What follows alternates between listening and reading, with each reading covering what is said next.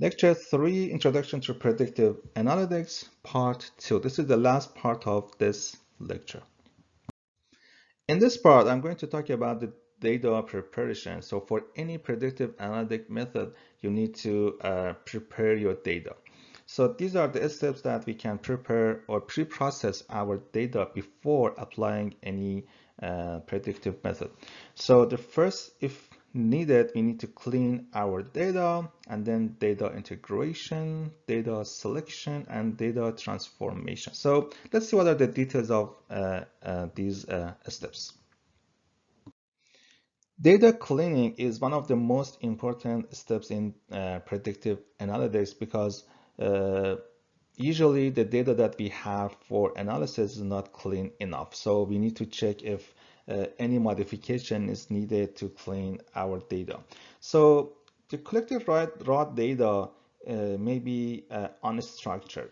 For example, the data are not stored in the format that we want to see, or the data may be incomplete. For some records, maybe we have missing values, for example, or data maybe are noisy or inconsistent, missing attributes, or having outliers or extreme values. By box plot analysis, we can uh, uh, observe if there is outliers in our sample data, or recording errors like 200 as an age. Okay, so yeah, we should check all of these possibilities and in our data set, and if needed, we need to somehow modify our data. And for example, we can manually fill the missing values, or we can write a code, and by that code we can check the missing values. For example, we can set the missing values as the average value, for example. Okay.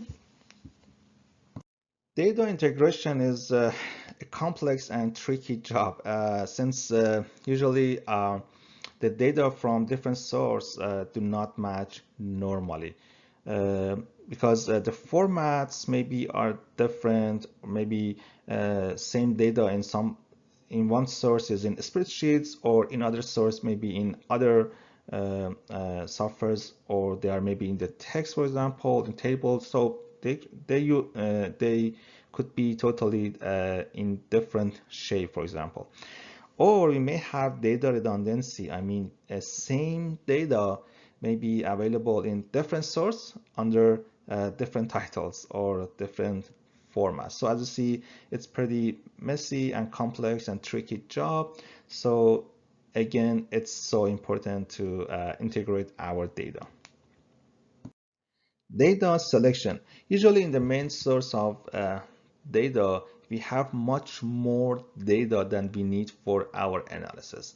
So we're not going to use that main source for our analysis. So we will select the data that we need for our analysis, and then we separate the records, of the data, and then we'll store those selected data in another place, which will be used for the data analysis. Okay, so this is data selection. And data transformation, usually we may need to normalize or smooth our data, or we may need to aggregate some data before applying the predictive analytics methods. Okay.